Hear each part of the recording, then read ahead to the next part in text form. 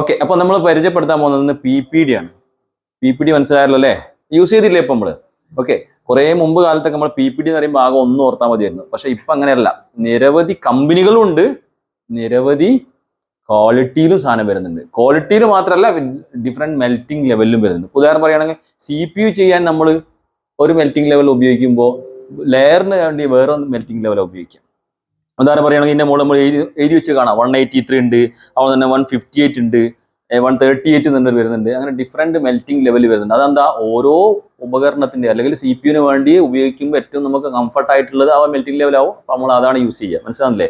അപ്പൊ different melting level, different company, different ക്വാളിറ്റിന്റെ കാര്യം പറയുമ്പോൾ പ്രത്യേകം ശ്രദ്ധിക്കണം. CPU ഒക്കെ ചെയ്യുന്ന സമയത്ത് നമുക്ക് കംഫർട്ടായി ഒറിജിനലായി എന്ന് തോന്നുന്നു, അല്ലെങ്കിൽ നല്ല ക്വാളിറ്റി ഉണ്ടെന്ന് തോന്നുന്ന സാധനം മാത്രമേ യൂസ് ചെയ്യാൻ പറ്റൂ. അല്ലെങ്കിൽ എന്താവും, നമ്മൾ ചെയ്തു കൊടുത്ത് കുറച്ച് ദിവസത്തിനുള്ളിൽ ചിലപ്പോൾ ഡ്രൈ ആയി പിന്നെയും വർക്ക് ചെയ്യാതെ വരും. അപ്പോൾ ഇപ്പോൾ ഉദാഹരണം പറയുകയാണ്, നമ്മൾ ഇവിടെ ഉപയോഗിക്കുന്നത് നോക്ക്, മെക്കാനിക്കിന്റെ ഒറിജിനൽ സാധനമാണ് നമുക്ക് നന്നായിട്ട് ഉപയോഗിക്കാൻ പറ്റുന്നത്.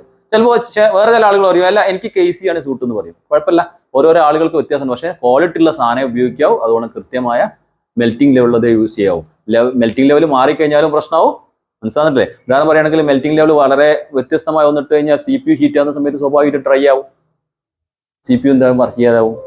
അപ്പോൾ ഓരോരോ അവസ്ഥയിലും ഓരോരോ PPDs ആണ് നമ്മൾ ഉപയോഗിക്കുക. കുറേ മുമ്പുള്ള പോലെ ഒന്നുമല്ല, ഒരുപാട് വ്യത്യസ്തമായിട്ടുണ്ട്. ഇപ്പോൾ CPU വർക്കൊക്കെ വന്നതോടുകൂടി ഇപ്പോൾ PPDസിന്റെ യൂസേജിൽ പ്രത്യേകം പറയണം. ഓക്കെ, നിങ്ങൾ ഗൂഗിൾ സെർച്ച് ചെയ്ത് നോക്കിയാൽ ഡിഫറെന്റ് കമ്പനിയുടെ PPDs അവൈലബിൾ ആവും. നമുക്കറിയാം, നമ്മൾ വർക്ക് ചെയ്ത് വരുന്ന കാലഘട്ടത്തിൽ നമുക്കറിയാൻ പറ്റും ഏതാണ് നമുക്ക് ഉപയോഗിക്കേണ്ടത് എന്നൊക്കെ ഉള്ളത്. ഓക്കെ.